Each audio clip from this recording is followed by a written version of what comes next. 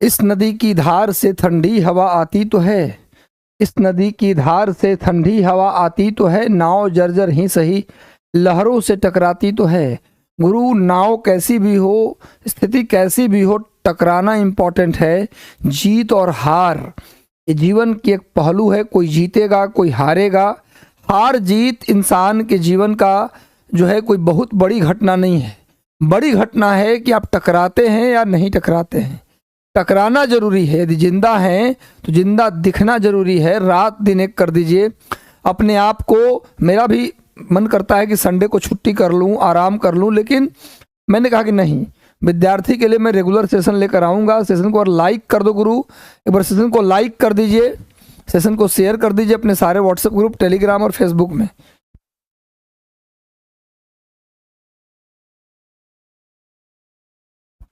चलिए भैया, आप लोग लगातार अपनी पढ़ाई को धार देते रहिए। सेशन को लाइक कर दो गुरु। पहली बार भारतीयों की शिक्षा के लिए 1 लाख रुपए खर्च करने का प्रावधान किस अधिनियम के तहत किया गया? कल का कमेंट आ रहा था कि सर लाइव नहीं थे क्या, पुराना वीडियो था क्या? अरे गुरु, पुराने कुछ क्वेश्चंस थे पर पुराना वीडियो नहीं था। मैं कल लाइव आया था, लाइव रेगुलर आता हूँ भाई। कमेंट एक बार दिखाइए, मैं कमेंट पढ़ देता हूँ ताकि लोगों को लगे भैया कि मैं जो है लाइव क्लास ले रहा हूँ, और लोगों को लगे कि भैया नहीं लाइव ही हूँ, दिक्कत ना हो किसी को। कोई कमेंट दिखा दीजिए एक बार मुझे, कौन कौन जुड़े हैं। हम वैसे आपका कमेंट पढ़ते नहीं है जनरली, मैं आज पढ़ देता हूँ। गरिमा जुड़ी हैं, मनीषा जुड़े हैं भैया, गरिमा मनीषा। उसके बाद खुशबू कुमारी जुड़े हैं, आरती कुमारी, चंदन भाई जुड़े हैं, चंदन कुमार, सौम्या सिंह, प्रदीप। धीरे धीरे ले चलिए, थोड़ा पढ़ देते 10 गो नाम उसके। चलिए मैं ज़्यादा समय नहीं बर्बाद करूंगा, वो लगता है जितेंद्र भाई जुड़े हैं, आदर्श जी जुड़े हैं, आदर्श तिवारी, जूही निशा जुड़े हैं, यारसीन जुड़े हैं, यारसीन परवीन जुड़े हैं, बहुत अच्छा बहुत बढ़िया। उसके बाद नितिन जी जुड़े हैं, बहुत बढ़िया भाई। चलिए, तो इसका मतलब मैं लाइव हूँ, इसका मतलब मैं लाइव हूँ। यार मुझे भी शक करा देते हो तुम लोग कि सर लाइव क्लास में। देखो, पूरी एनर्जी में रहो, खुश रहो। मैं बताता हूँ, रिजल्ट बहुत आसान है। नौकरी लेना दुनिया का सबसे आसान काम है। ये तब पता चला जब मुझे नौकरी हो गई। जब नौकरी मेरा हो गया, जब मैं पेपर पास कर लिया, पदाधिकारी बन गया, तब पता चला कि नौकरी लेना बहुत कठिन काम है। ये नहीं है। ये बहुत लोग जो डीलिंग पैतरा बनाते हैं कि मैं ये था, मैं वो था, रात दिन संघर्ष किया, फलना किया, चिलना किया, ढीमका किया, तब नौकरी लगा। अरे यार, तुमने ज्यादा मेहनत इसलिए तुम्हें करना पड़ गया, ढीमका तुमको इसलिए करना पड़ गया कि तुमको रास्ता नहीं पता था। उल्टा पुल्टा पढ़ाई करते रहे, जो नहीं पढ़ता था वो भी पढ़ते रह गए। हाँ, तुम्हें रास्ता नहीं मिला, तुमको टाइम हो सकता है गलत गाइडलाइन मिल गया हो, इसलिए तुम रास्ते भटक गए हो सकता है ऐसा, और टाइम लग गया, तुमको ढिमका करना पड़ गया तुमको। लेकिन नौकरी लेना बहुत आसान काम है। अब बोले सर ये कौन सा बड़ा ही अजीब तरह का बात अब कर रहे। हाँ बिल्कुल, इस बेरोजगारी के दौर में अगर मैं ऐसा बोलता नौकरी लेना आसान है तो आप कहेंगे बेकार आदमी है, ये पागलपंथी वाला बात करता है, नौकरी लेना आसान है। बिल्कुल आसान है, 100% आसान है। खाली मेरे से एक प्रॉमिस कर लीजिए आप लोग कि जो मेरा लाइव सेशन है वो तो आप देखते ही हैं, मेरा देखते हो चाहे किसी का भी देखते हो, उससे कोई फर्क नहीं पड़ता मुझे। आप मेरा सेशन छोड़ के चले गए किसी और के पास, कोई क्या फर्क पड़ना है। हमको पढ़ाने का जुनून है। 5 बच्चा देखेगा तब भी मैं पढ़ाऊंगा, नहीं देखेगा तभी पढ़ाऊंगा। पढ़ाने का जुनून है गुरु, मैं पढ़ाता रहूंगा और बढ़िया से पढ़ाता रहूंगा। मेरा जो अनुभव है परीक्षा पास करने का वो पूरा देता रहूंगा आपको। लेकिन मैं बता देता हूँ, आज प्रॉमिस करिए कि इतना काम आप कर लेंगे तो आपकी नौकरी AEDO में AEDO हो चाहे सचिवालय सहायक हो, सब में हो जाएगा। बोलिए कि हाँ करेंगे, तो करेंगे तो सुन लीजिए क्या करना है। मेरे सेशन के बाद या किसी और के सेशन देखने के बाद कम से कम पूरे दिन में 2 घंटा, कम से कम पूरे दिन में 2 घंटा आप दीजिए MCQ सॉल्व करने पर। मार्केट में हजारों किताबें MCQ की आई हुई हैं। KBC नैनो का आया हुआ है, प्लेटफॉर्म का आया हुआ है, पता नहीं कितने कितने देखा हूं भैया। इसके अलावा किरण पब्लिकेशन का आया हुआ है। मैं किसी पब्लिकेशन के खिलाफ नहीं बोल रहा है, ना सपोर्ट में बोल रहा हूं, लेकिन कोई भी पब्लिकेशन का मार्केट में किताब आया है, यदि GK GS MCQ मतलब 4 ऑप्शन वाला किताब मार्केट में है जिसमें कम से कम 100-150 सेट हो, और नहीं भी हो तो 30-35 सेट तो होगा। एक कंपनी का लीजिएगा, अरिहंत का मान लीजिए ले लिया आप, 30-35 सेट मिल गया। इसी तरह से ले लिया आप किरण का, 30-35 सेट मिल गया। डेली नियम बना लीजिए कि कम से कम 2 से 2.5 घंटे हमको जीके जीएस का एमसीक्यू याद करना है। जीके जीएस का एमसीक्यू याद कर लेना है कम से कम 200 से 250, कम से कम 200 से 250 एमसीक्यू। पीछे से पलटिए पन्ना, आंसर देखिए, अब टिक कर दीजिए। आंसर बनाना नहीं है, पीछे से आंसर देख के आंसर में टिक आउट कर दीजिए। समझ में आ रहा है क्या मैं बोल रहा हूं? आंसर में पीछे से देख करके टिक कर दीजिए। मैं बता रहा हूं कि टिक करने के बाद उसको करिए क्या, ये कम से कम 4 से 5 बार मिनिमम बोल रहा हूं, ये 10 बार हो जाता और अच्छा बात है। वो 250 क्वेश्चन को जिसमें आपने टिक लगाया सुबह जग के, उसको पूरे दिन में कम से कम 4 से 5 बार उसको पढ़ जाना है। 5 बार में इसे याद नहीं होगा, कम से कम 10 बार पढ़ जाइए। अब 250 क्वेश्चन को 10 बार पढ़ने में मुझे लगता है 3 से 4 घंटे का समय लगेगा, इससे ज्यादा समय नहीं लगेगा। लेकिन अगर उसको 5 बार मिनिमम और 10 बार पढ़ गए तो 250 क्वेश्चन आपको याद हो जाएगा, फिर कभी भूलिएगा ही नहीं। हर दिन नया नया 250 क्वेश्चन, 250 न हो तो कम से कम 200 क्वेश्चन तो जरूर लगाइए। अभी हमारे पास 2 महीने का समय है, 60 दिन का समय है। 60 गुना 200 क्वेश्चन कितना हो जाएगा जी? तो 12,000 क्वेश्चन। 12,000 क्वेश्चन जीके जीएस का आपको याद हो जाएगा। अब बात सुनिए, डेली कम से कम 200 प्रश्न जीके जीएस का रटना है, प्लस डेली 25 मैथ और 25 रीजनिंग मिनिमम बोल रहा हूं। वैसे 50 मैथ और 50 रीजनिंग बना लिए तो अच्छी बात है। एक बात और बताऊं, तुम लोग कहते हैं सर मैथ तो मेरा कमजोर है, मैं मैथ कहां से पढ़ूं, रीजनिंग कहां से पढ़ूं? एक बात मैं बताऊं, मैथ का जो चैप्टर आपको पढ़ना है, सिलेबस निकाल लीजिए सचिवालय सहायक का, सिलेबस निकाल लीजिए आप एईडीओ का। मैथ का जो चैप्टर पढ़ना है, मान लीजिए एक चैप्टर एग्जांपल ले रहा हूं, profit and loss, 2 minute time आपका लूंगा, लेकिन सही तरीका बता रहा हूं परीक्षा पास करने का। क्या दिक्कत है? आवाज नहीं आ रहा क्या? सुनो, परीक्षा पास करने का 2 मिनट समय ले रहा हूं, लेकिन बहुत बेहतरीन तरीका बता रहा हूं। 200 प्रश्न डेली याद कर लीजिए नियम से। देखो भैया, मैं जो बता रहा हूं यही सही है, बाकी ढिमका किया, नैना किया, पैना किया, बीपीएससी पास करने के लिए वो करना पड़ता है, तोप छोड़ना पड़ता है, सब कुछ नहीं है, ये सब गलत बात है।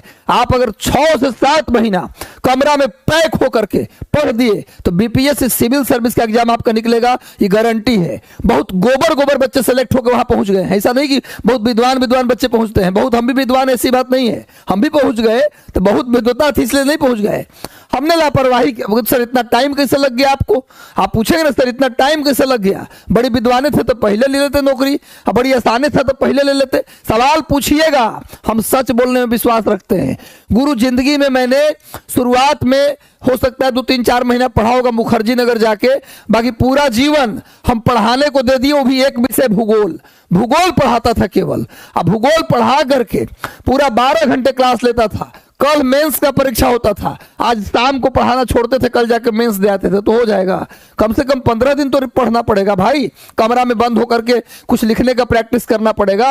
हमारा नहीं हुआ था जल्दी नहीं हुआ, इसके पीछे सबसे बड़ा कारण है पढ़ाना। मैं पढ़ाता रहता था 12 घंटे केवल भूगोल, और विषय पढ़ाता, तब तो तैयारी पूरे विषय का इसी हो जाता मेरा। मैं सच बता रहा हूं, बहुत आसान है परीक्षा पास करना।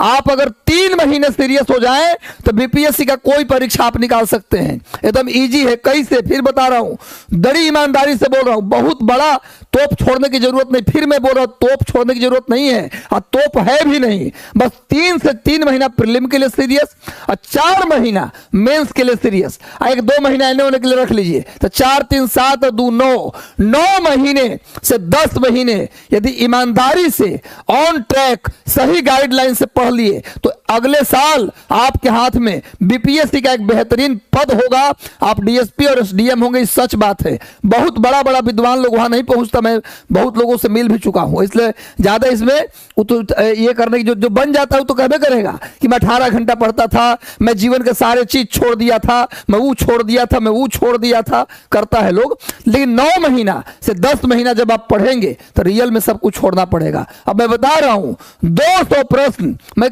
इतना इतना बात इसलिए बताया कि आपके अंदर जो फियर है ना, जो भय है ना, उसको फेंक दीजिए उठा के। बहुत विद्वान और बहुत बड़ा जुझारूपन की जरूरत नहीं है। हाँ, लेकिन ये है कि डेली 9 से 10 घंटे एकदम फोन को बंद करके, साइलेंट नहीं, बंद करके कमरा में बैठना पड़ेगा, तब होगा। और बाकी जब टाइम मिले, जब नहीं पढ़ने का मन हो तो यूट्यूब चैनल देख लीजिए, मेरा देखो, किसी का देखो, कोई फर्क नहीं पड़ता। लेकिन ऑन टेबल मोबाइल बंद करके किताब कॉपी से रिश्ता जोड़ेंगे तभी रिजल्ट होगा। उसमें बता दे रहा हूं 200 प्रश्न मिनिमम आपको डेली टिक आउट करके रट जाना है। कुछ नहीं करना है, नया नया जीके, एक सेम क्वेश्चन नहीं, नया नया जीके जीएस डेली 200 प्रश्न। मिसलेनियस मतलब उसमें हिस्ट्री का भी सवाल हो, ज्योग्राफी का भी सवाल हो, पॉलिटी का भी सवाल हो, इकोनॉमी का भी सवाल हो, सारे विषय के सवाल एक 200 प्रश्न में शामिल हो। और 200 प्रश्न रोज रटिए। नियम बना लीजिए, संडे हो या मंडे या सैटरडे हो या कोई भी दिन हो, हमको 200 प्रश्न डेली रटना है। नियम बना लो। दूसरा point, daily minimum 25 math, minimum 25 reasoning, क्योंकि एडीओ में भी आना है मैथ रीजनिंग और सचिवालय सहायक में भी आना है सेम मैथ रीजनिंग, कोई अंतर नहीं होने वाला है। मैं तो कहता हूं जो एडीओ निकाल, जो सचिवालय सहायक निकालने का ताकत रखता है वो एडीओ आसानी से निकाल लेगा। यानी 25 मैथ और 25 रीजनिंग कैसे करें? जैसे मान लो तुम्हारे सिलेबस में, मान लो तुम्हारे पास पैसे नहीं है कोर्स खरीदने के लिए, तो करना क्या है? प्रॉफिट एंड लॉस पढ़ना। एग्जांपल ले रहा हूं, प्रॉफिट लॉस तुमको पढ़ना है, या मान लो परसेंटेज पढ़ना है, तो डालो तुम यूट्यूब में जाकर के, यूट्यूब में सर्च में डालो परसेंटेज क्लास इन हिंदी या इंग्लिश, आ जाएगा। जब आ जाएगा परसेंटेज क्लास तो एक वीडियो नहीं आएगा, कम से कम 100 वीडियो आएगा परसेंटेज पर, जो कि पूरे भारत के बड़े बड़े टीचर इसको पढ़ाए हुए हैं, एकदम बेसिक से लेकर एडवांस तक। प्रत्येक मैथ के प्रत्येक चैप्टर पर कम से कम 100, 150, 200 वीडियो पड़ा हुआ है यूट्यूब में। एक से एक वीडियो ट्रिक के साथ डिटेल में पूरा पड़ा हुआ है। अगर आपके अंदर जूझने की शक्ति है, सीखने की ललक है, तो आपको ट्यूशन या कोचिंग में पेड कोर्स लेने की जरूरत नहीं पड़ेगा।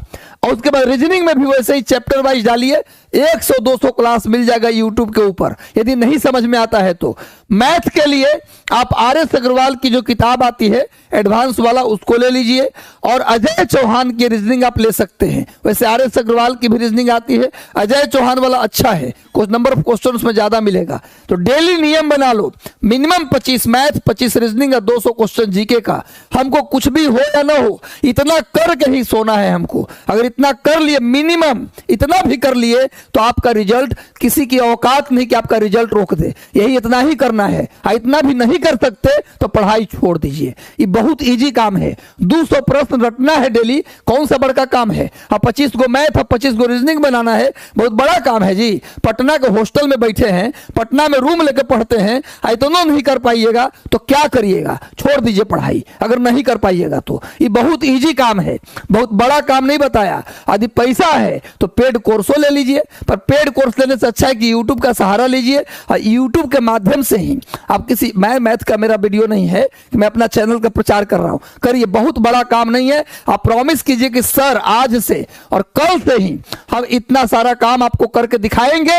अप्रैल में, जब 15 अप्रैल से शायद पेपर शुरू है एडीओ का, 15-17 अप्रैल तक सर मैं ये काम आपको करके दिखाऊंगा डेली। कल से कोई होली मेरे लिए नहीं, कोई हमारे लिए रामनवमी नहीं, मेरे लिए मन में राम जी का श्रद्धा रहेगा, लेकिन हम राम जी को अपनी पढ़ाई से आहुति देंगे। प्रॉमिस कीजिए, रिजल्ट होगा।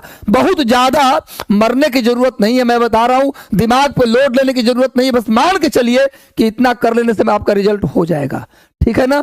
कर लेंगे ना? इसलिए भैया मैं तो साफ साफ बताता हूं कि सिलेक्शन के लिए बहुत ज्यादा, अगर किसी को लग गया 10 साल सिलेक्शन लेने में, तो या तो 10 साल खाली टाइम काटा, या तो 10 साल केवल क्या कर दिया? टाइम काटा, या फिर उसको कोई गुमराह कर दिया, गलत भैया से सलाह ले लिया, गलत भैया जो खुद पास नहीं था, फेल था, उससे सलाह ले लिया, गलत ट्रैक पे बढ़ गया, इस कारण सिलेक्शन नहीं हुआ, या फिर दिन काटा, दिखा रहा था मैं पढ़ रहा हूं पर पढ़ता नहीं था। यही 2 कारण है जिससे वो सिलेक्शन नहीं लेता। वरना 1 साल यदि ईमानदारी से अपने आप को कमरे में लॉक कर ले इंसान, और 9 से 10 घंटे रूटीन बना के ऑन ट्रैक पढ़ाई करे, तो लिखित देता हूं अगले साल आप बीपीएससी में टॉप 10 या टॉप 50 रैंक में रहेंगे, गारंटी है गुरु, मन में बना के रखिए। तो चलिए आज सेशन के बाद लाइक कर दो गुरु, शुरुआत करते हैं। पहली बार भारतीयों की शिक्षा के लिए 1 लाख रुपए खर्च करने की बात की गई थी भैया।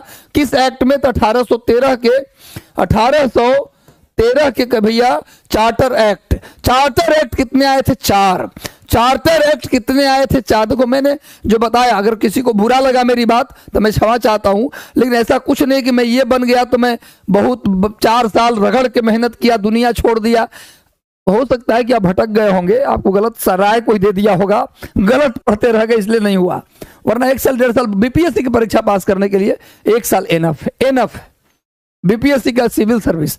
यूपीएससी के लिए भाई अलग बात होती है। यूपीएससी ऑल इंडिया लेवल का कंपटीशन है, बड़ा सिलेबस है, उसके लिए आपको अगर कुछ नहीं आता तो कम से कम 2 साल का समय, 2.5 साल का समय प्रॉपरली देना पड़ेगा, तब आप लेवल में आइएगा।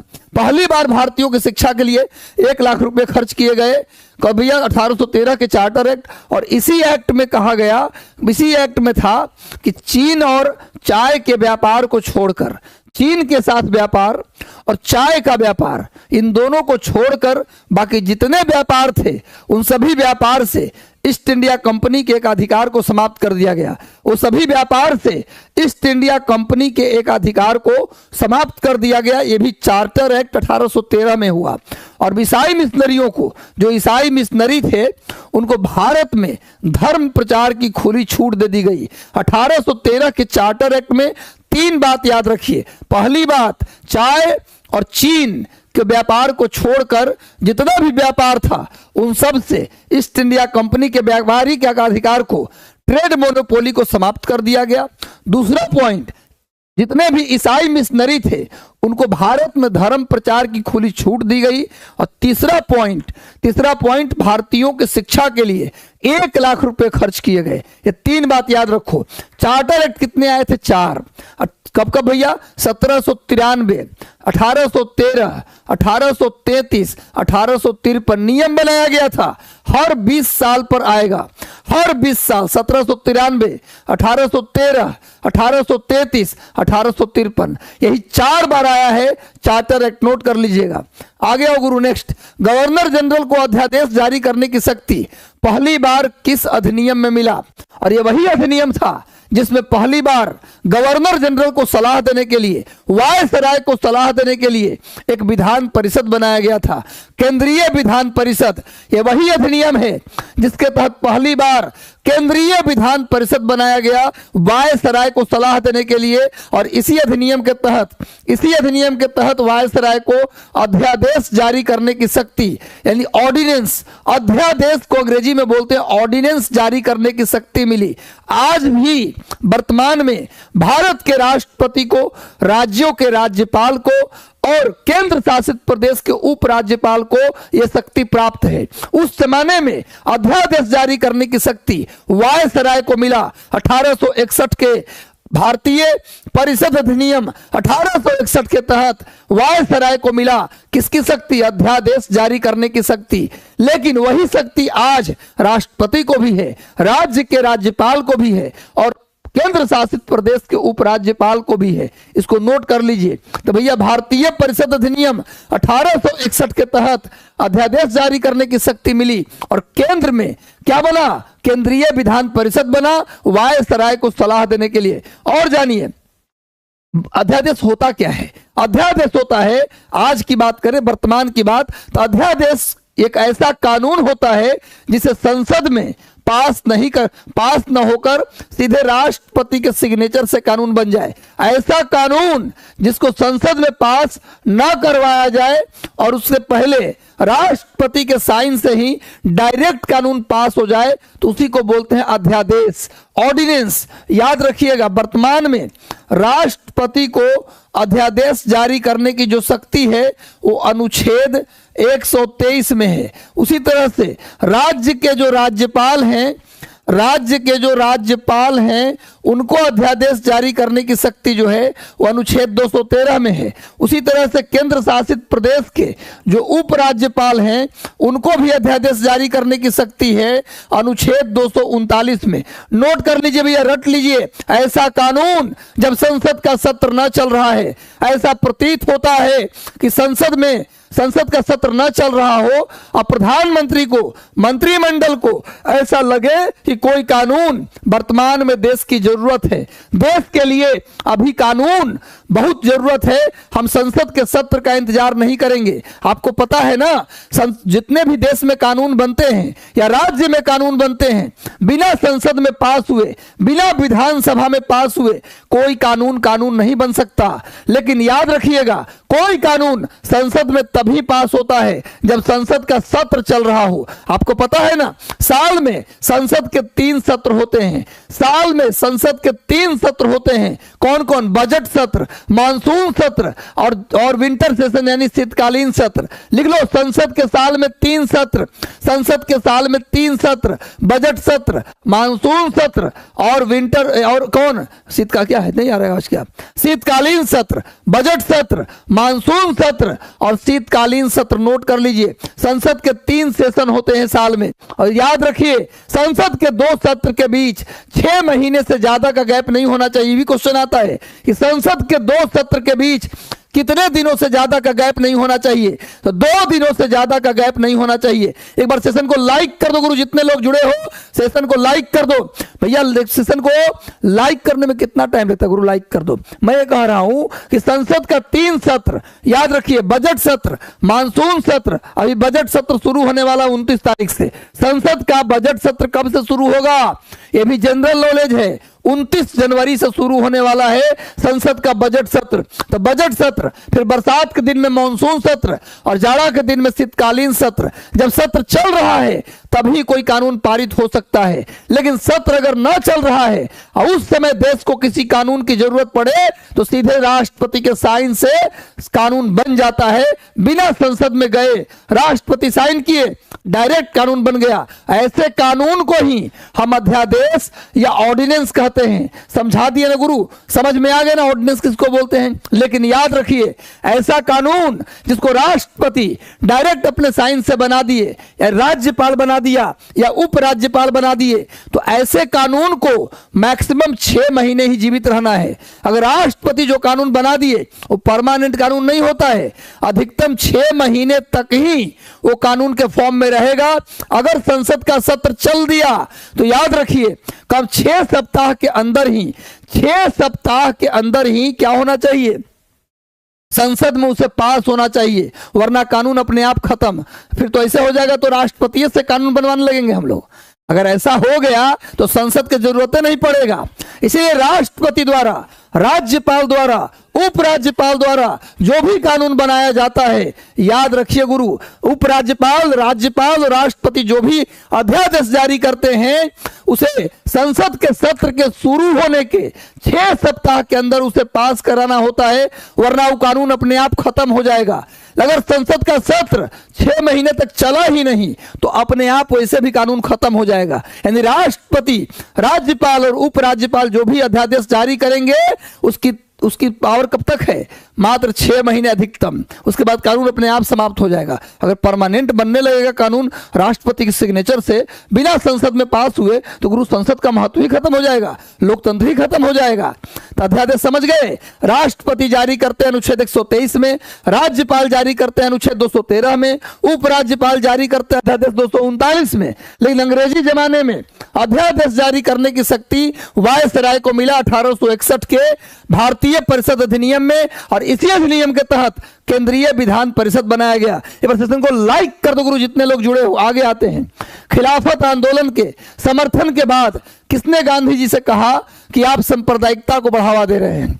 कौन ऐसा व्यक्ति था जिसने गांधी जी को कहा कि आप खिलाफत आंदोलन का समर्थन मत कीजिए, आप जो समर्थन कर रहे हैं इससे सांप्रदायिकता, धार्मिकवाद, धर्मवाद को बढ़ावा मिलेगा और जो कि देश के लिए खतरा है। खिलाफत आंदोलन था क्या?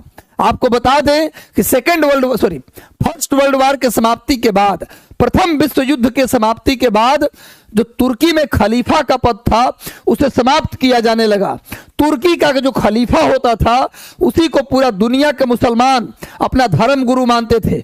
तुर्की के खलीफा को पूरे दुनिया के मुसलमान अपना धर्म गुरु मानते थे। फर्स्ट वर्ल्ड वॉर के बाद तुर्की के खलीफा का पद अंग्रेजों द्वारा समाप्त किया जाने लगा। इसीलिए तुर्की में खलीफा को बचाने के लिए, जो मुसलमानों का धर्म गुरु माना जाता था, उसको बचाने के लिए तुर्की के मुसलमानों ने एक आंदोलन चलाया खलीफा को बचाने के लिए, जिसका नाम था खिलाफत आंदोलन।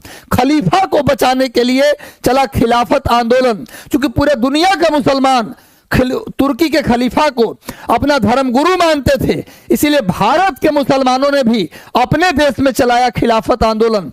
1919 में तुर्की के खलीफा को बचाने के लिए खिलाफत आंदोलन जो तुर्की में शुरू हुआ था, 1919 में वही आंदोलन भारत में भी शुरू हुआ। शौकत अली, मोहम्मद अली, जिनको हम लोग प्यार से अली बंधु कहते थे, अली बंधु के नेतृत्व में भारत में शुरू हुआ खिलाफत आंदोलन। उस खिलाफत आंदोलन वो पूरी तरीके से एक धार्मिक आंदोलन था, एक धर्म गुरु को बचाने का आंदोलन था। लेकिन गांधी जी ने इसे एक मौका देखा।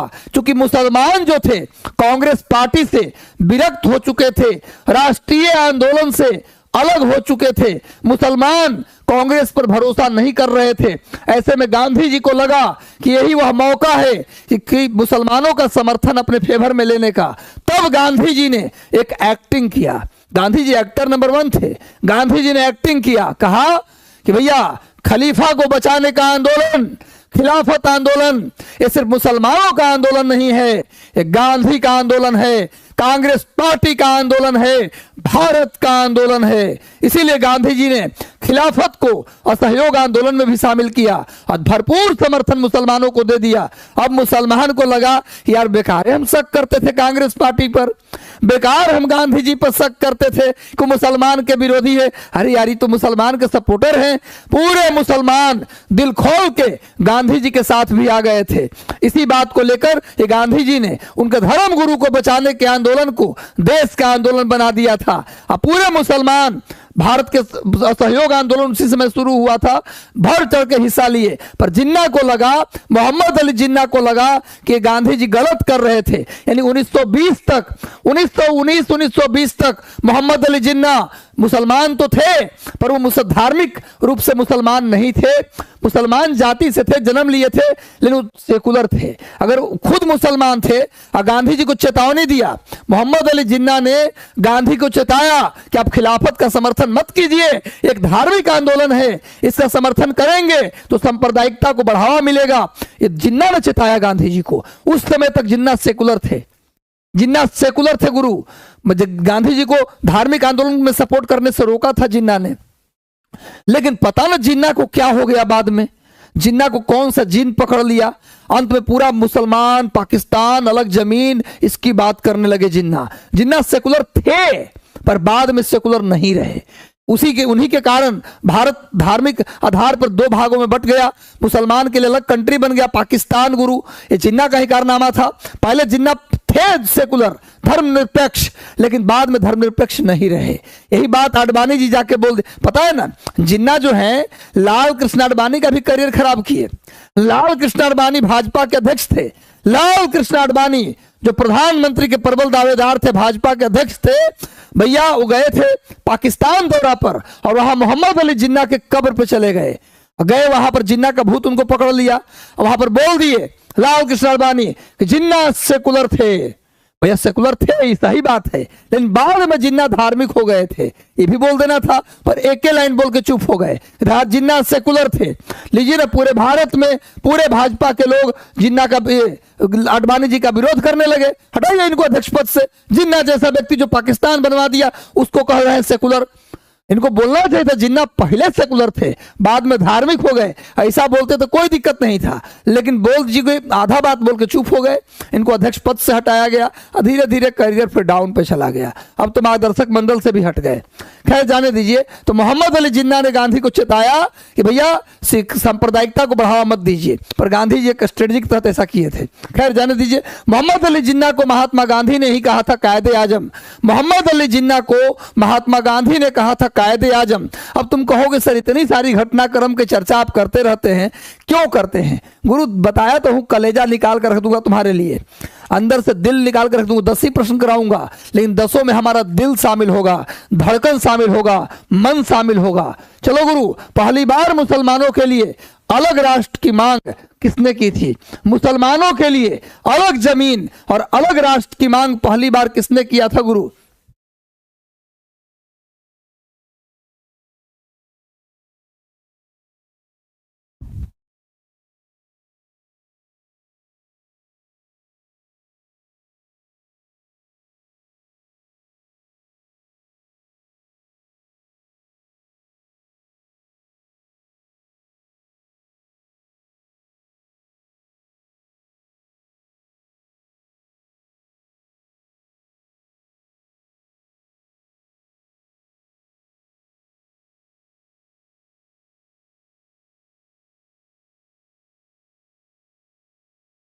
चलो गुरु आगे बढ़ते हैं। पहली बार मुसलमानों के लिए अलग राष्ट्र की मांग सर मोहम्मद इकबाल ने कहा था। सारे जहां से अच्छा हिंदोस्तां हमारा, सारे जहां से अच्छा हिंदोस्तां हमारा, ये कहने वाले व्यक्ति कौन थे गुरु? सर मोहम्मद इकबाल। इन्होंने ही पहली बार 1930 में मुसलमानों के लिए अलग जमीन की मांग की। 1930 में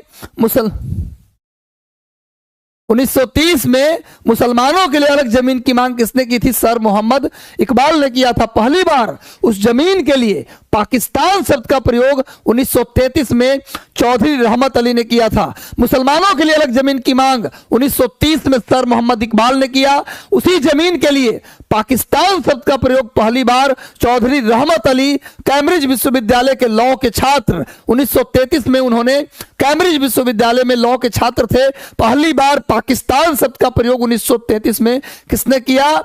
भैया चौधरी रहमत अली। पहली बार द्विराष्ट्र का सिद्धांत, भारत अब एक राष्ट्र नहीं 2 राष्ट्र है, इसका सिद्धांत 1940 में लाहौर में 1940 में लाहौर में, रुको तो,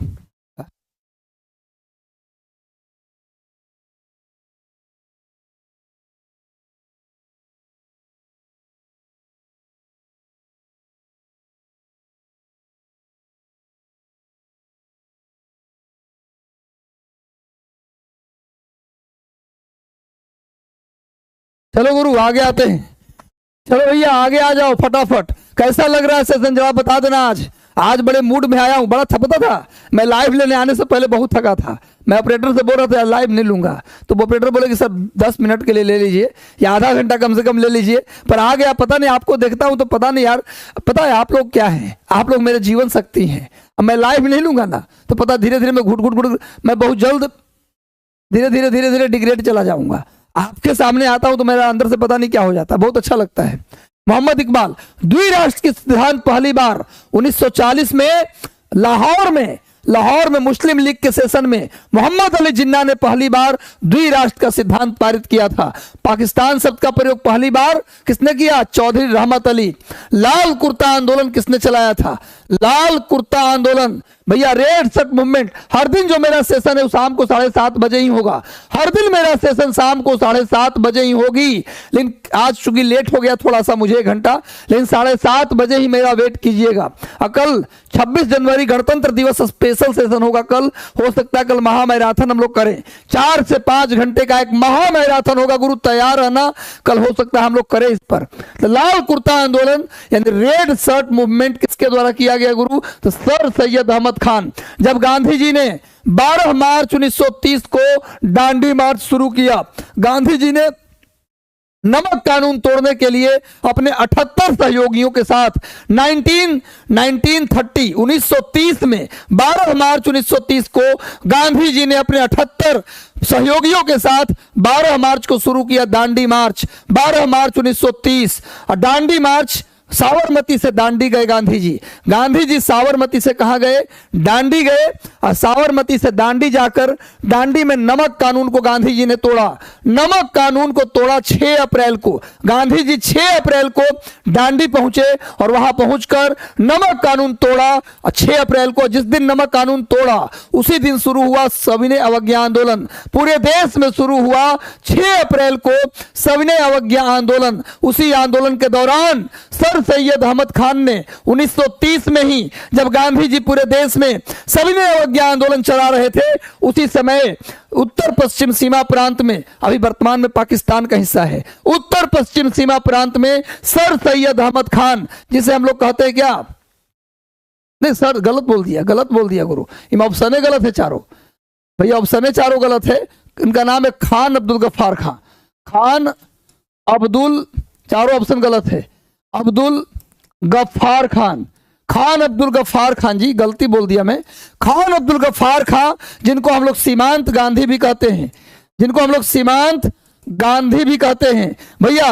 खान दरोगा परीक्षा में सवाल भी आया हुआ है। अब मैं एक बार, पता नहीं ये इस क्वेश्चन को मैं कितनी बार बका हूं, दरोगा परीक्षा में आया है। जिन्होंने भी दरोगा परीक्षा 21 तारीख वाला सेशन दे, 21 तारीख वाला मैंने जी 21 तारीख वाला पेपर जिसने दिया होगा उनको पता होगा मैं कितनी बार बोला हूं। जब गांधी जी पूरे देश में 1930 में सविनय अवज्ञा आंदोलन चला रहे थे, उसी समय उत्तर पश्चिम सीमा प्रांत में खान अब्दुल गफ्फार खान, जिनको सीमांत गांधी भी कहते हैं, उन्होंने लाल कुर्ता आंदोलन चलाया। उसी समय नागालैंड में रानी गैंदेलियू ने हरेला आंदोलन चलाया या जिया तरंग आंदोलन चलाया। जिया तरंग आंदोलन लिखो भैया। उसी समय रानी गैंदेलियू ने चलाया जिया तरंग आंदोलन। रानी गैंदेलियू ने नागालैंड में चलाया जिया तरंग आंदोलन। रानी गैंदेलियू को रानी की उपाधि पंडित जवाहरलाल नेहरू ने दिया था। रानी गैंदेलियू को रानी की उपाधि पंडित जवाहरलाल नेहरू ने दिया और रानी गैंदेलियू ने सविनय अवज्ञा आंदोलन के दौरान ही नागालैंड में चलाया जिया तरंग आंदोलन, या इसी को हरेला आंदोलन भी कहते हैं। क्लियर है। उसी समय बिहार में, सिवान में, छपरा में नमकीन मिट्टी से नमक बनाकर नमक कानून तोड़ा गया। बिहार में उस समय शराबबंदी आंदोलन और चौकीदारी कर न देने का आंदोलन चला। एक बार रिवाइज कर लीजिए। जब पूरे देश में गांधी जी 1930 में सविनय अवज्ञा आंदोलन चला रहे थे, उस समय उत्तर पश्चिम सीमा प्रांत में खान अब्दुल गफ्फार खान ने लाल कुर्ता आंदोलन चलाया। रानी गैंदेलियू ने जिया तरंग या हरेला आंदोलन नागालैंड में चलाया और उसी समय बिहार में शराबबंदी आंदोलन और चौकीदारी कर न देने का आंदोलन चलाया गया। और उसी समय लड़कियों ने एक सेना बनाई जिसका नाम था मंजरी सेना, और लड़कों ने भी एक सेना बनाई जिसका नाम था बानर सेना। क्वेश्चन आएगा, मंजरी सेना बानर सेना का संबंध किस आंदोलन से है? तो सविनय अवज्ञा आंदोलन। आगे आइए, सीमांत गांधी किसको बोलते हैं? खान अब्दुल गफ्फार खान को। सेशन को लाइक कर दो गुरु, जितने लोग जुड़े हो। बीपीएससी मेंस की, देखो बीपीएससी की पूरी रणनीति पर एक बड़ा वीडियो हम बनाने वाले हैं। प्रीलिम की तैयारी की रणनीति अलग, मेंस की अलग। और मैं आप लोगों को एक वचन देता हूं कि प्रीलिम और मेंस की तैयारी के लिए फ्री ऑफ कॉस्ट हम अलग से आपकी तैयारी में अलग से एक टीम बनाकर, क्योंकि मुझे लगता है कि फॉर्म मई में आएगा, उससे पहले होली के आसपास हम एक कोर टीम बनाएंगे 50 बच्चों का। उसमें हम उनको बैठाकर स्पेशली अपने गाइडलाइन में रखकर हम उनकी तैयारी कराएंगे। 50 बच्चे मिनिमम बोल रहा हूं, 100 बच्चे भी हो सकते हैं, 200 बच्चे भी हो सकते हैं, लेकिन सभी बच्चे उसमें सीरियस होने चाहिए। जितना हम टारगेट दें उतना वो पूरा करें। जिस दिन आप उसमें छटनी भी होगा, जो टारगेट हम रोज देंगे, जो पूरा, जिस दिन जो बच्चा पूरा नहीं किया उसको ग्रुप से निकाल देंगे। एक बना रहे हैं हम बीपीएससी सिविल सर्विस का कोर टीम, बहुत जल्द उसको लॉन्च करने वाले हैं। स्वतंत्र भारत के पहले शिक्षा मंत्री कौन थे भैया? जब देश आजाद होने वाला था उस समय अंतरिम सरकार बना। जब देश आजाद होने वाला था उस समय अंतरिम सरकार बनी थी। अंतरिम सरकार के शिक्षा मंत्री सी राजगोपालाचारी थे। अंतरिम सरकार जो 1946 में बना, 2 सितंबर 1946 को अंतरिम सरकार बना। अंतरिम सरकार के शिक्षा मंत्री सी राजगोपालाचारी थे, लेकिन आजाद भारत के पहले शिक्षा मंत्री मौलाना अबुल कलाम आजाद थे। आजाद भारत के पहले शिक्षा मंत्री मौलाना अबुल कलाम आजाद, दोनों याद करो, डिफर है, दोनों डिफर है भैया। अंतरिम सरकार के शिक्षा मंत्री सी राजगोपालाचारी थे, लेकिन आजाद भारत के पहले शिक्षा मंत्री मौलाना अबुल कलाम आजाद थे। मौलाना अबुल कलाम आजाद के पहले शिक्षा मंत्री थे आजाद भारत के, इसीलिए इनके जन्म दिवस 11 नवंबर को हम मनाते हैं नेशनल एजुकेशन डे, राष्ट्रीय शिक्षा दिवस। राष्ट्रीय शिक्षा दिवस, नेशनल एजुकेशन डे 11 नवंबर को मनाते हैं इनके जन्म दिवस पर, क्योंकि ये भारत के पहले शिक्षा मंत्री थे। मौलाना अबुल कलाम आजाद की 2 पत्रिका याद रखिए, इनकी 2 मैगजीन, 2 पत्रिका, एक का नाम अल हिलाल और दूसरा का नाम अल बलाग। अल हिलाल, अल बलाग। अल हिलाल इनकी पहली पत्रिका थी जिसको प्रतिबंधित कर दिया गया, तब इन्होंने अल बलाग निकाला। अल हिलाल को प्रतिबंधित किया गया, अगले ही साल इन्होंने निकाल दिया दूसरी पत्रिका अल बलाग। तो अल हिलाल, अल बलाग इनकी पत्रिका है। इनकी किताब का नाम नोट कीजिए, इनकी पुस्तक का नाम है India wins freedom. India wins freedom, India wins freedom इनकी किताब का नाम है। और सबसे कम उम्र के कांग्रेस अध्यक्ष कौन थे गुरु? मौलाना अबुल कलाम आजाद। सबसे कम उम्र में कांग्रेस के अध्यक्ष बनने वाले पहले व्यक्ति कौन थे? मौलाना अबुल कलाम आजाद, आजाद भारत के पहले शिक्षा मंत्री। इसीलिए इनके जन्म दिवस 11 नवंबर को हम मनाते हैं नेशनल एजुकेशन डे, राष्ट्रीय शिक्षा दिवस। भारत में अब तक कितनी बार आपातकाल लगा? आपातकाल, इमरजेंसी, भारत के संविधान में आपातकाल की चर्चा किया गया है गुरु 3 अनुच्छेद में। आपातकाल, 3 प्रकार के आपातकाल। आपातकाल की जो व्यवस्था है वो जर्मनी से ली गई है। आपको पता है ना, भारत के संविधान में 60 अलग अलग देशों के संविधान से चीजों को मेंशन किया गया है। 60 अलग अलग देश, जैसे संसदीय शासन प्रणाली, जैसे विधि का शासन, स्पीकर का पद, विपक्ष का नेता, ये सब ब्रिटेन से लिया गया। मौलिक अधिकार, राष्ट्रपति, उपराष्ट्रपति का पद अमेरिका से लिया गया। वैसे ही आपातकाल कहां से लिया गया? जर्मनी से लिया गया। 3 प्रकार का आपातकाल, राष्ट्रीय आपातकाल, दूसरा राष्ट्रीय आपातकाल, राष्ट्रीय आपात, दूसरा है राज्य आपात, दूसरा है राज्य आपात, इसी को बोलते हैं राष्ट्रपति शासन। राज्य आपात को ही बोलते हैं राष्ट्रपति शासन। और तीसरा है वित्तीय आपात, तीसरा है गुरु वित्तीय आपात। भैया नोट कर लीजिए, भैया राष्ट्रीय आपात अभी तक 3 बार लगा है, 3 बार लगा है, 1962, 1971 और 1975, 3 बार लगा है राष्ट्रीय आपात अभी तक। राष्ट्रपति शासन अलग अलग राज्यों में लगता है। चूंकि आप बिहार की तैयारी कर रहे हैं पेपर का, तो याद करो बिहार में अभी तक कितनी बार लगा है राष्ट्रपति शासन? तो 8 बार। वित्तीय आपात ये कभी नहीं लगा, एक कभी नहीं लगा।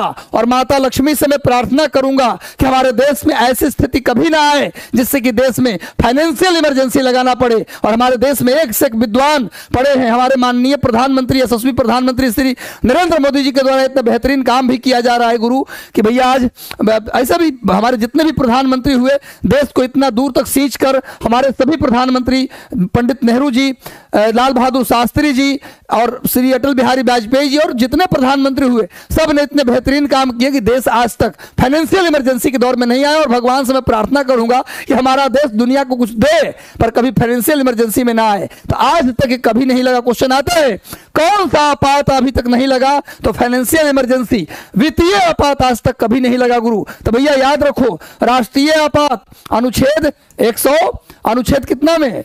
राष्ट्रीय आपात अनुच्छेद 252 में, सॉरी 352, अनुच्छेद 352 में राष्ट्रीय आपात। याद रखो राज्य आपात अनुच्छेद 356 में, 356 में वित्तीय आपात अनुच्छेद 360 में।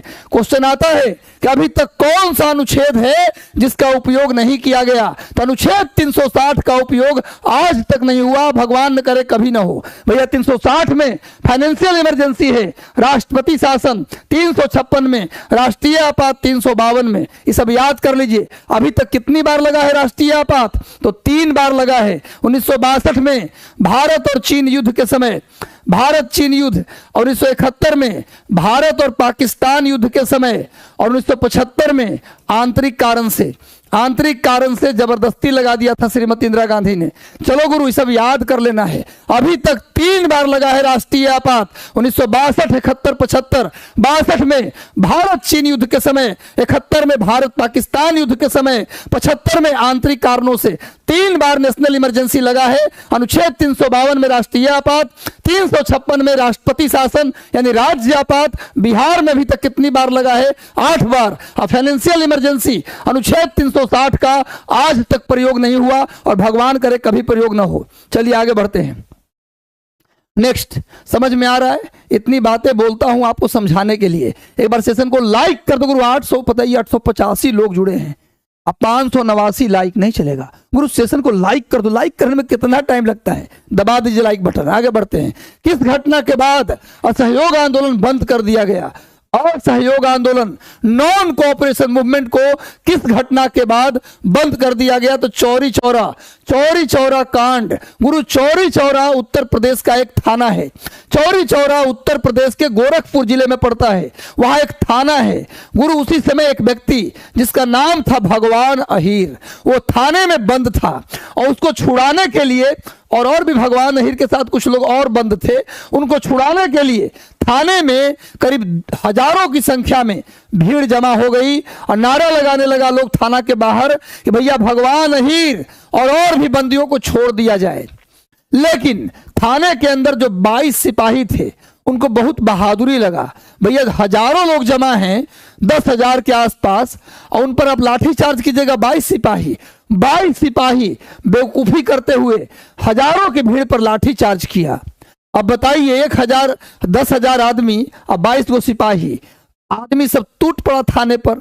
22 सिपाही को गोड़ हाथ बांध दिया, एक कमरे में लोड कर दिया और कमरा में आग लगा दिया। गन्ना वाला चेपुआ, वहां बहुत सारा गन्ना उसमें बहुत होता था गोरखपुर के आसपास, तो गन्ना जब पेरा जाता है, ऊख से निकल जाता है रस, तो उसमें से जो चेपुआ बचता है, खोइया, उसको जमा कर दीजिए। उसमें आग बड़ी तेजी से जलता है आग। पूरे थाने में आग लगा दिया गया और 22 सिपाही जिंदा जला दिए गए और थाने से कैदी को छुड़ा लिया गया।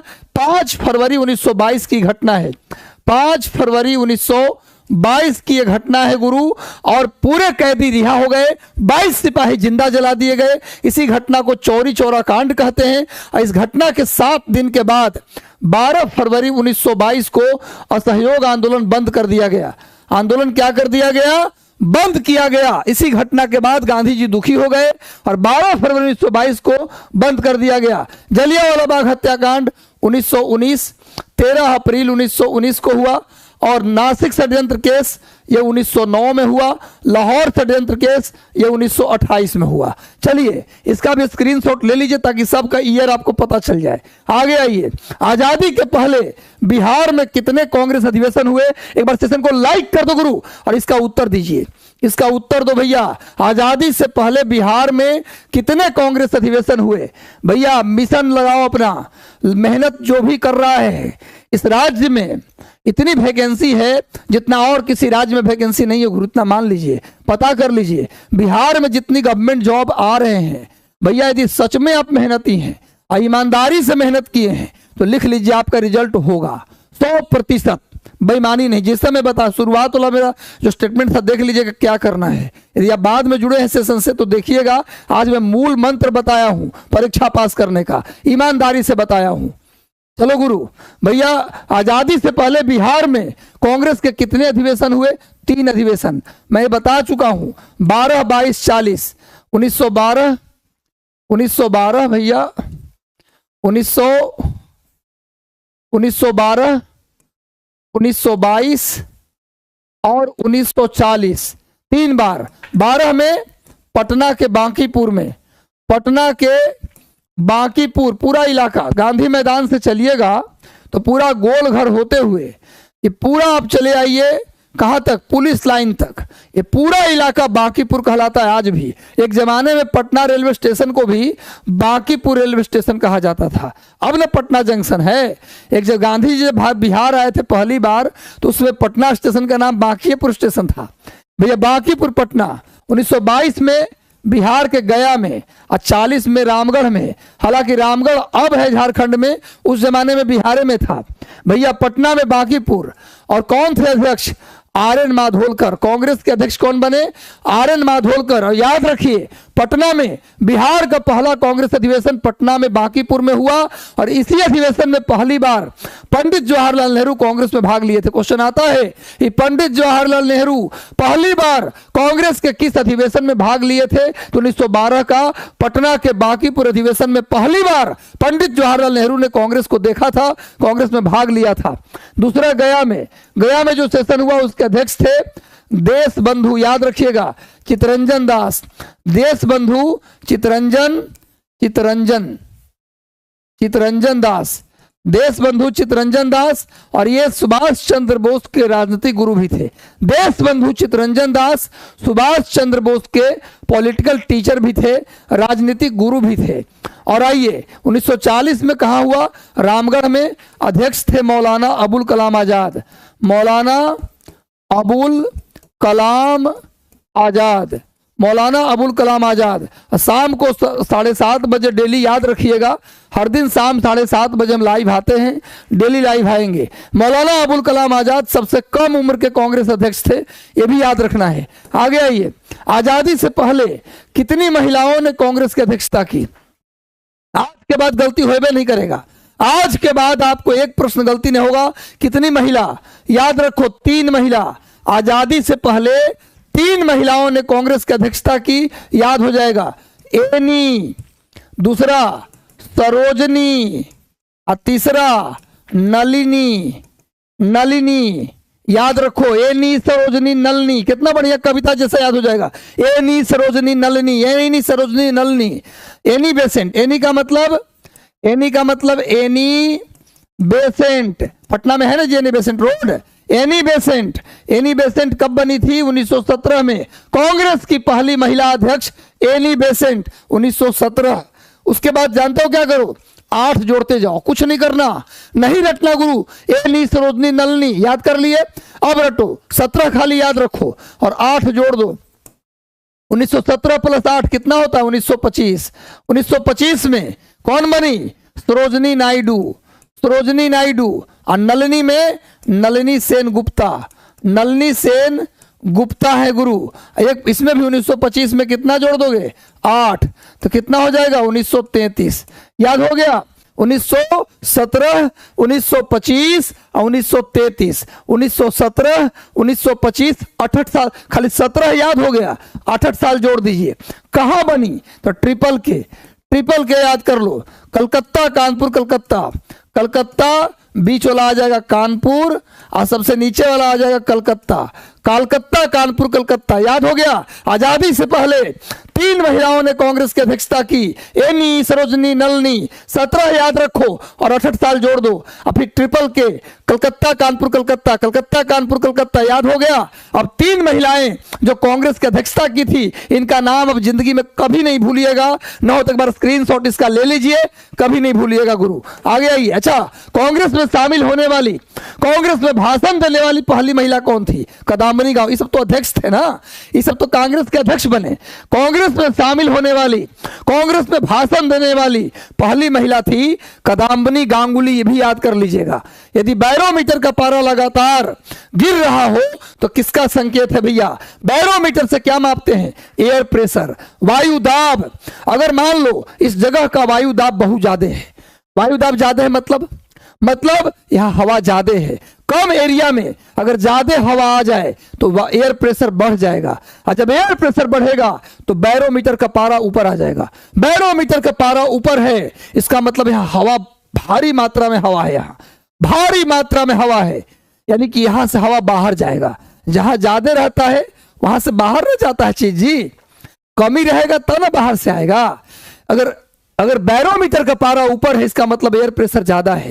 एयर प्रेशर ज्यादा है मतलब हवा ज्यादा है। हवा ज्यादा है मतलब हवा अंदर नहीं आएगा बल्कि बाहर जाएगा। बाहर जाएगा तो बादल तादल सब को लेके चला जाएगा, जिससे मौसम साफ हो जाएगा, एकदम सुहावना हो जाएगा। मजा से कुर्सी पे बैठ के पढ़ाई करिए। लेकिन अगर बैरोमीटर का पारा नीचे गिर गया मतलब यहां पर हवा बिल्कुल नहीं है। नीचे गिर गया मतलब हवा, एयर प्रेशर कम, हवा बिल्कुल गायब। इसका मतलब बाहर से आएगा हवा भरने के लिए, बाहर से आएगा तो बादल लेकर आएगा, आंधी लेकर आएगा, वर्षा लेकर आएगा, मौसम खराब कर देगा, तूफानी मौसम कर देगा।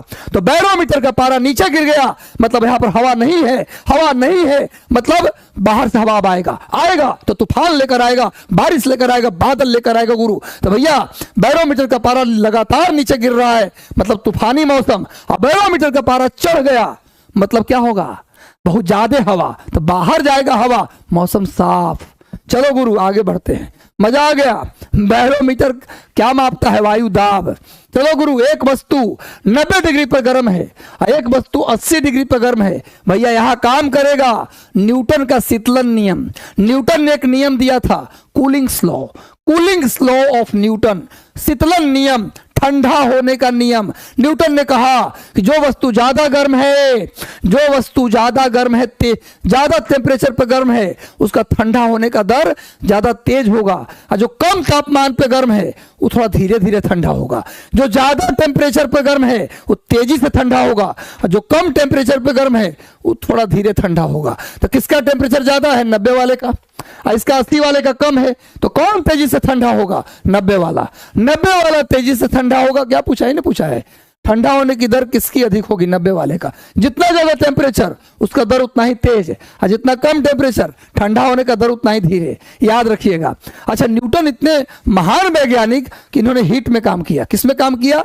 हीट में काम किया, तापमान में काम किया और उष्मा में काम किया। इसके अलावा पहले विद्वान थे न्यूटन, जिन्होंने बताया था कि सूरज का जो प्रकाश है वो 7 रंगों का मिश्रण होता है। सूरज का प्रकाश 7 रंगों का मिश्रण होता है। यह बताने वाला पहला विद्वान कौन था?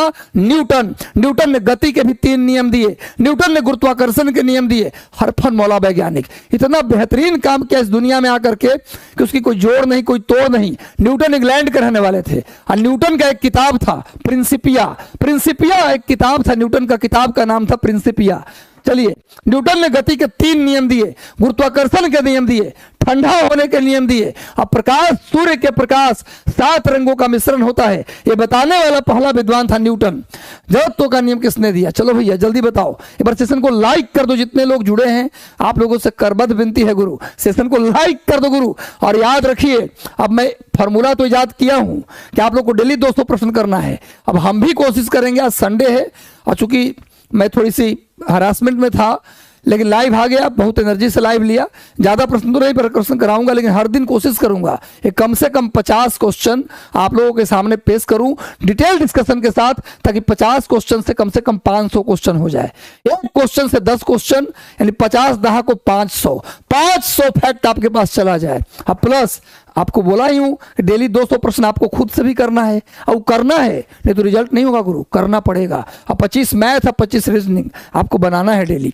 जड़त्व का नियम दिया था गैलीलियो। इसमें कहा गया कि कोई भी वस्तु अपनी अवस्था बनाए रखना चाहती है जब तक उस पर कोई बाहरी बल न लगे। जैसे गाड़ी में बैठा हुआ आदमी, गाड़ी रुकी हुई है, एकाएक गाड़ी खुल जाए तो आदमी पीछे झुक जाता है नहीं, क्योंकि कमर से नीचे का भाग जो गाड़ी के टच में था वो तो आगे चल दिया गाड़ी के साथ, पर बॉडी चाह रहा है कि मैं रुका हुआ रहूं। कोई वस्तु अपनी अवस्था बनाए रखना चाहती है जब तक उस पर कोई बाहरी बल ना लगे। गाड़ी चल रही थी, एकाएक ब्रेक लगा, हम आगे चले आए, क्योंकि गाड़ी में ब्रेक लगते ही कमर से नीचे वाला भाग गाड़ी के साथ रुक गया, पर ऊपर का भाग चलना चाहता था, इसलिए आगे की ओर चला गया।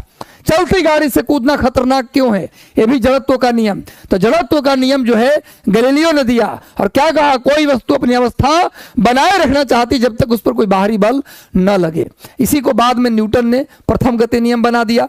गैलीलियो इटली के रहने वाले थे, और गैलीलियो ने ही दूरबीन का आविष्कार किया था।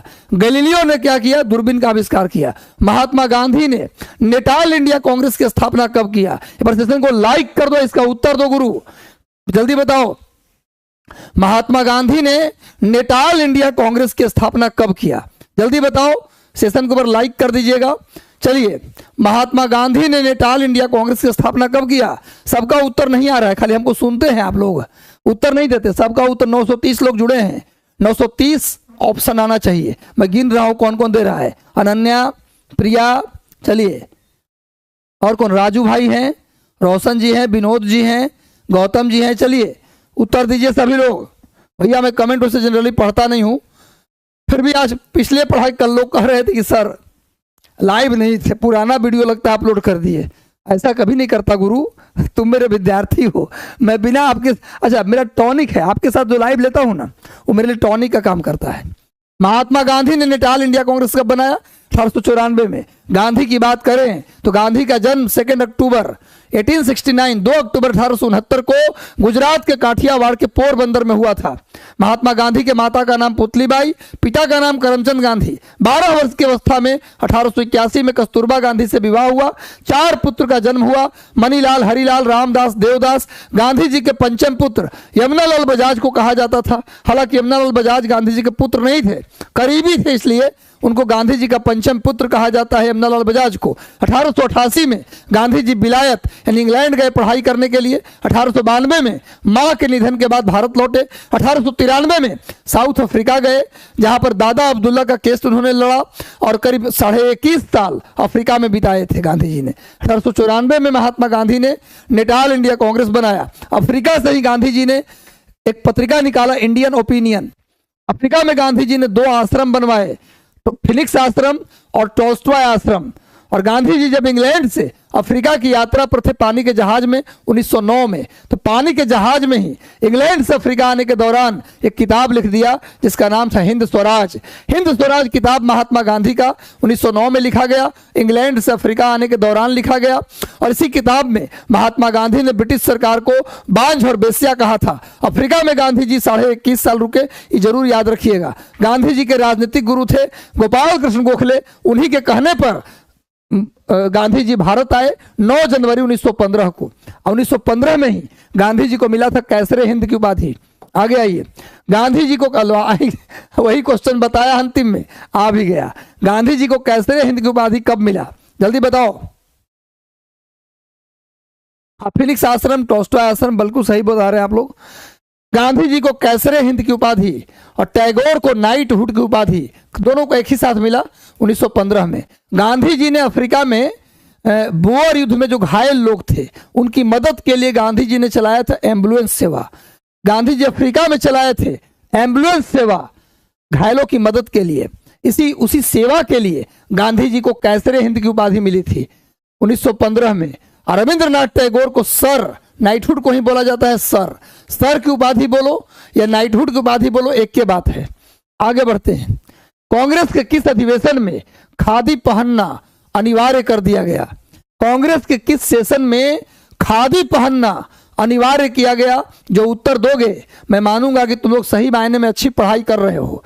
कांग्रेस के किस अधिवेशन में खादी पहनना अनिवार्य कर दिया गया? तो 1926 में कांग्रेस के गुवाहाटी अधिवेशन में। कांग्रेस के गुवाहाटी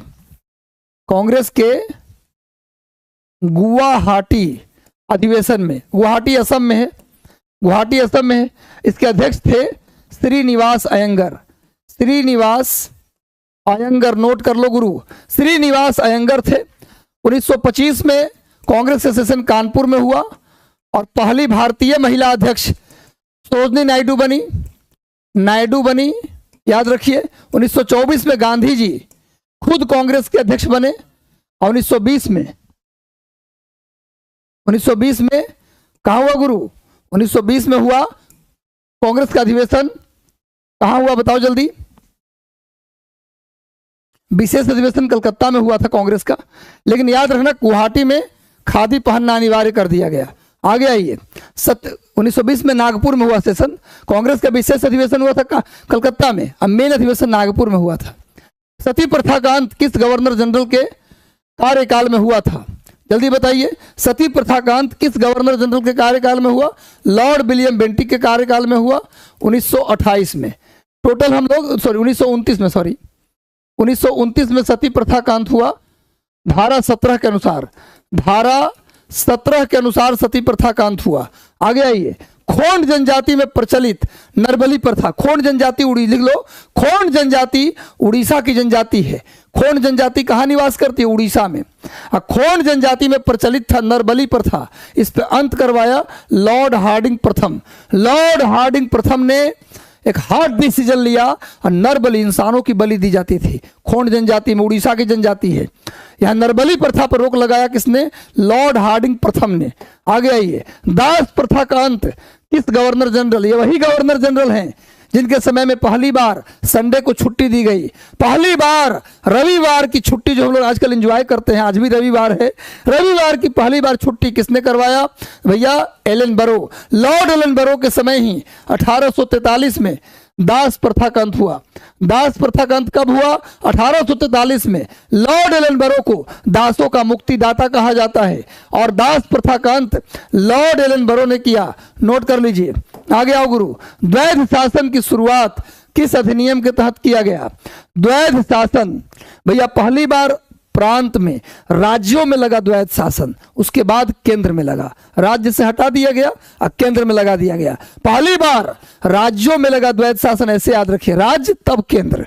तो राज्य में लगा 1919 में, 1919 के अधिनियम के तहत राज्यों में लगाया गया द्वैध शासन, लेकिन केंद्र में लगाया गया 1935 में। 1935 में केंद्र में लगाया गया द्वैध शासन, राज्यों से हटा लिया गया और केंद्र में लगा दिया गया। चलिए आगे आते हैं, नेक्स्ट लास्ट क्वेश्चन। इस प्रश्न का उत्तर आप लोग दीजिए। इस सेशन का आखिरी सवाल, इस सेशन का आखिरी सवाल है। सेशन को लाइक कर दो गुरु, जितने लोग जुड़े हो। अच्छा, बढ़िया नहीं पढ़ाया क्या? अरे अच्छा नहीं लगा आज का सेशन? अरे मजा आया तो सेशन को लाइक कर दो और इसका उत्तर दिए बिना मत जाना, इसका आंसर भी दे दो और सेशन को उत्तर देने के बाद लाइक कर दो, तब जाना।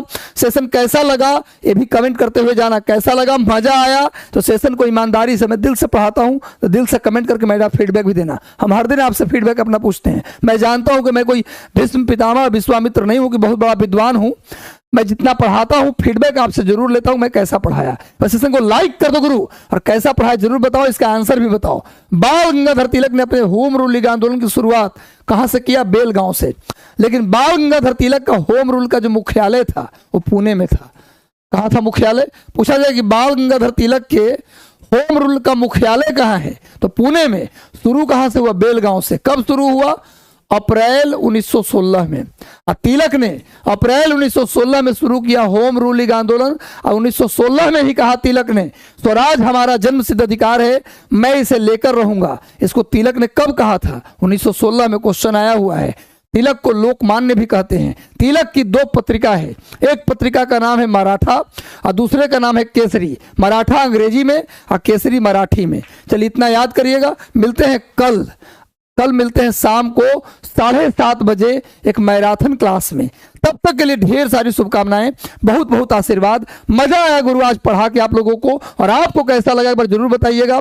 हम इसी तरह से ज्ञानवर्धक सेशन लेकर आते रहेंगे और मेरा टारगेट है 35,000 सवाल कराने का एआईडीओ के एग्जाम तक। तो मैं कराऊंगा, चाहे जैसे कराना पड़े, रात भर जग के कराना पड़े, पर मैं कराऊंगा। पर आपसे विनती है कि कम से कम 200 प्रश्न डेली आप अपने घर पे मोबाइल को बंद करके सॉल्व कीजिए। 25 मैथ 25 रीजनिंग सॉल्व कीजिए। मैं आशा करता हूं कि ऐसा आप करेंगे और मैं 35,000 सवाल मैं बोला हूं तो कराऊंगा गुरु। कलेजा निकाल कर रखने बोला हूं तो कलेजा निकाल कर रखूंगा गुरु। पर आप पढ़ते रहिए, मेहनत करते रहिए। कैसा लगा सेशन जरूर बताइएगा। तो मिलते हैं कल शाम 7:30 बजे। तब तक शुभकामनाएं, आशीर्वाद, गुड नाइट, शुभ रात्रि। खुश रहिए, स्वस्थ रहिए, खाइए पीजिए, मस्त रहिए। धन्यवाद।